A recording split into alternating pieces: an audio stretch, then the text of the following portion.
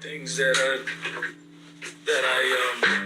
I always hold close to my heart is how I interact with people and how people are going to respond to them being in my presence. There's one train of thought of people that always say, you can't worry about what people think, and that's right to a certain extent, on the human side. But then there's what Jesus said when he said, if you've offended the very least of these, you've offended me also. So if you consider that every interaction that you have with people, be it in person or through your gift, is that you're interacting with somebody who may not just have recognized the Christ on the inside of them, but he's there. You'll mind how you deal with them. You'll mind what you put out. You'll mind what you're attached to. You know what I'm saying? All of these things is something that I hold dear to me. So even if I'm creating a song, I won't just say or do anything, because I don't want what's inside of me to offend the Christ that is potentially just not manifest on the inside of a person that's, you know what I'm saying? Every interaction, you won't cuss people out if you act like God is on the inside. That's right. Very true. That's right. That's You know what I'm saying? If you're cognizant of that, you'll mind how you speak to them, even when you are angry or having a disagreement with them. You'll mind would you go to God and be like, kiss my, you know what? Right. Shut the. Right. You know what I'm saying? Yeah. Would you, if he's saying the least person in the room, you're offending me too. What is that saying to us? Yeah. So that ties to your gift, that ties to your preaching, that ties to your interactions at work, that ties to everything that you do.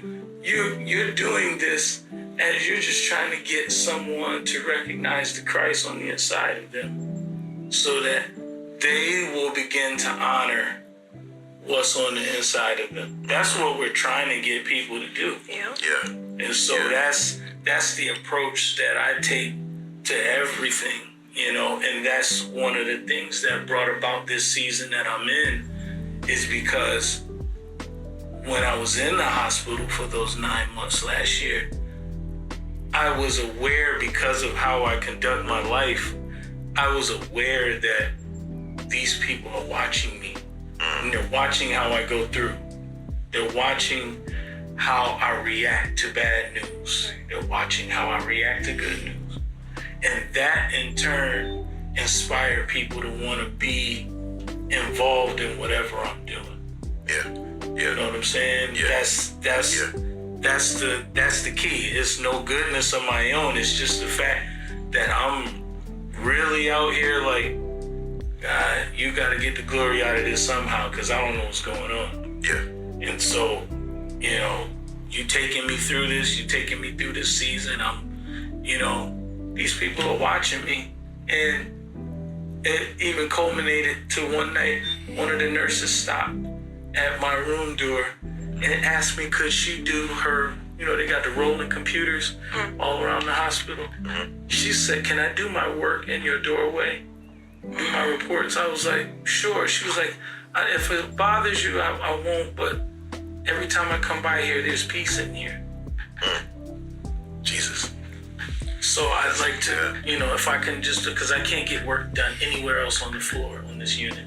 Yeah. But every time I come back here and I come to check on you and I stop and I'm working and it's like, oh my God, this is the only area that I have peace. And I was able to witness to her and share my faith with her. Yeah. In that moment, for her to say that there's peace where I am. And I was like, that's all we could say is to God be the glory, because Lord knows I was in turmoil.